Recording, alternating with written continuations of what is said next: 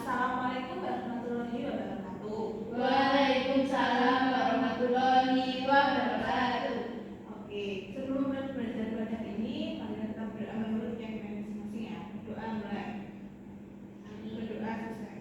Oke, ada yang tidak kata? Ada. Ini siapa? Oke. Nah, kenapa? Laki-laki. Oke, kita doakan Tuhan cepat sembuh ya. Amin. Oke, namanya? Oke. Pembelajaran hari ini kita mau membahas tentang materi apa? PPKN. Bagaimana belajar tidak?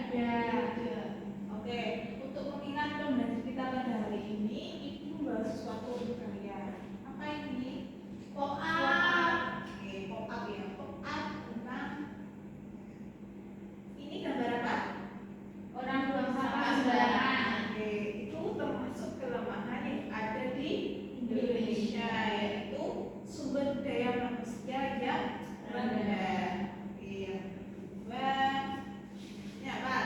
Bencana alam. Oke, daerah Indonesia itu apa saja misalnya? Tsunami, gempa bumi, gunung keras. Oke, ya. Terus yang ketiga ini? Penyakit benar. Ini termasuk contoh dari tantangan di Indonesia ya. Kalau tadi yang kedua tadi itu kan kelemahan yang ada di Indonesia. Jadi bisa disimpulkan bahwa kita sekarang akan membahas tentang materi kelemahan dan tantangan yang ada di Indonesia.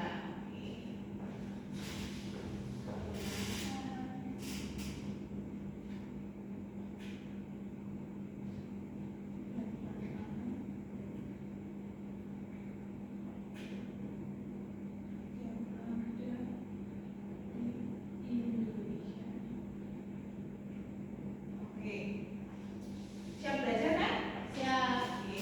Yang pertama, kelemahan yang ada di Indonesia apa saja sih? Kan ada 7. Yang pertama yaitu sumber daya manusia yang rendah. Jadi di Indonesia itu sumber daya manusianya masih sangat rendah. Ya contohnya tadi itu pembuangan sampah sembarangan. Karena indeks sumber daya manusia itu Indonesia masih tertinggal dibandingkan dengan negara-negara lain, yaitu hanya sebesar 0,54. Jadi kelemahan di Indonesia yang pertama itu apa tadi? Sumber daya manusia yang rendah.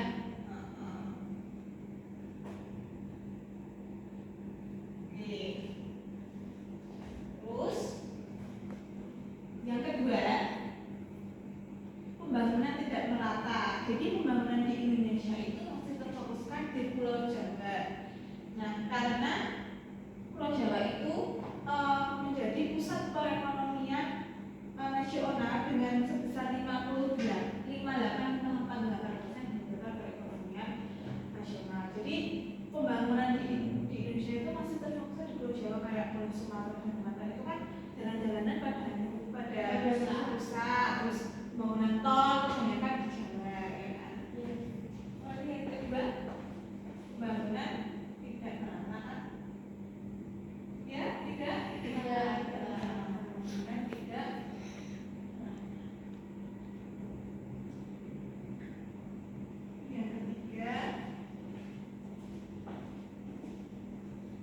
Yang ketiga yaitu kesenjangan ekonomi. Kesenjangan ekonomi itu seperti kayak contohnya di Jakarta, kayak yang miskin itu kan rumahnya pada itu yang duduk-dudukan gitu, ya kan? Paham ya kesenjangan ekonomi itu seperti itu juga. Ya, kesenjangan ekonomi.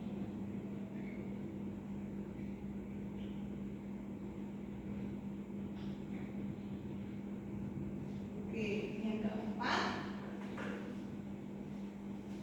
pengelolaan SDA belum maksimal. Jadi kan di Indonesia itu SDA-nya itu ada 2 komponen, yaitu abiotik dan biotik. Nah, biotik itu terdiri dari tanah, air, logam, gas alam, dan minyak bumi. Sementara yang biotik itu tumbuh, hewan, dan juga organisme. Sebenarnya sumber daya alam di Indonesia itu banyak sekali, tapi beberapa ada yang pengelolaannya kan yang belum maksimal, kayak misal apa ya? Hutan-hutan yang ada di Kalimantan itu belum maksimal kan ya pengelolaannya. Yang keempat, pengelolaan SDA belum maksimal. Yang kelima, korupsi masuk merajalela. Nah, KPK mencatat ada 168 triliun pada tahun 2004 sampai 2019. Itu akumulasi total kerugian negara akibat kasus korupsi. Itu KPK mencatat seperti itu. Apa tadi yang keempat, SDA belum berapa? Belum itu. pengelolaan Pengelolaan belum belum maksimal. Yang kelima, korupsi. Oke. Yang keenam. Oke, yang keenam, pungli. Pertanyaan masih merajalela. Pungli itu sebuah perbuatan yang dilakukan seseorang, terus pegawai negeri atau pejabat negara dengan cara meminta pembayaran sejumlah tidak sesuai dengan peraturan, gitu kayak di tempat-tempat wisata ya.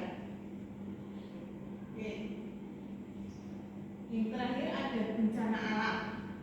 Bencana alam di Indonesia itu ada apa saja sih? Dari contoh yang ibu berikan di awal tadi, gempa bumi, banjir, tsunami, terus gunung meletus, banjir ya. Karena kita kan dikelilingi dengan banyak sekali gunung berapi. Nah, itu kan tadi ada tadi kan pungli terus bencana alam.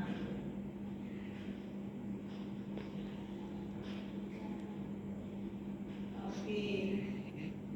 Untuk kelemahan tadi ada 7. Coba apa aja?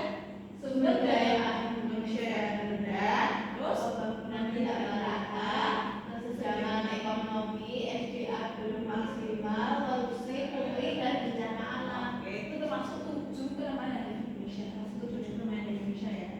Nah, yang kelemahannya ada ditanyakan. Belum Bu. Oke, selanjutnya tantangan Indonesia.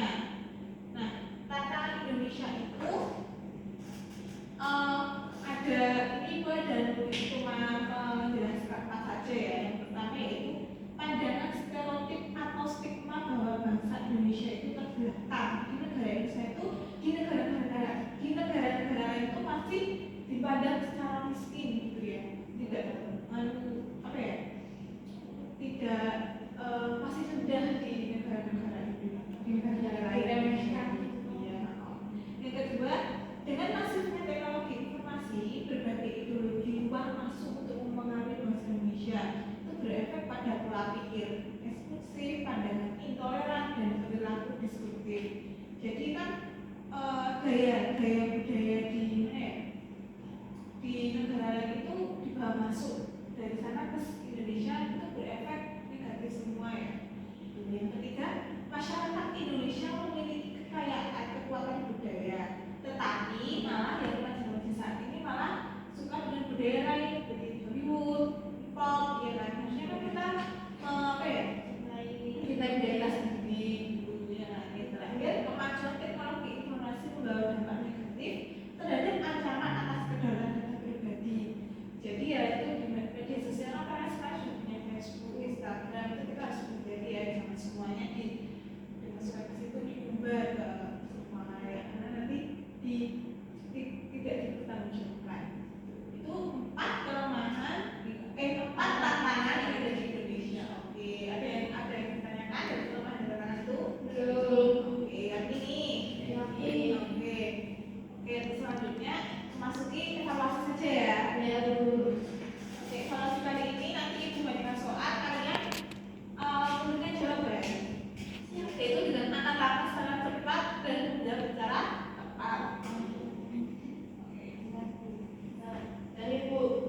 Oke, soal yang pertama, indeks modal manusia masih tertinggal dibandingkan dengan negara-negara lain dan hanya sebesar 0,54. Dari masalah ini termasuk melanjutkan bagian apa? Sumber daya manusia yang rendah. Oke, nah yang kedua, TNP 2K melaporkan atau Tim Nasional Percepatan Penanggulangan Kemiskinan hampir seluruh aset nasional oleh 1% masyarakat saja. Indeks gini, indeks gini, Saya indeks Gini itu untuk mengukur ketimpangan dalam sebuah negara. Mbak Maya, sebuah negara ada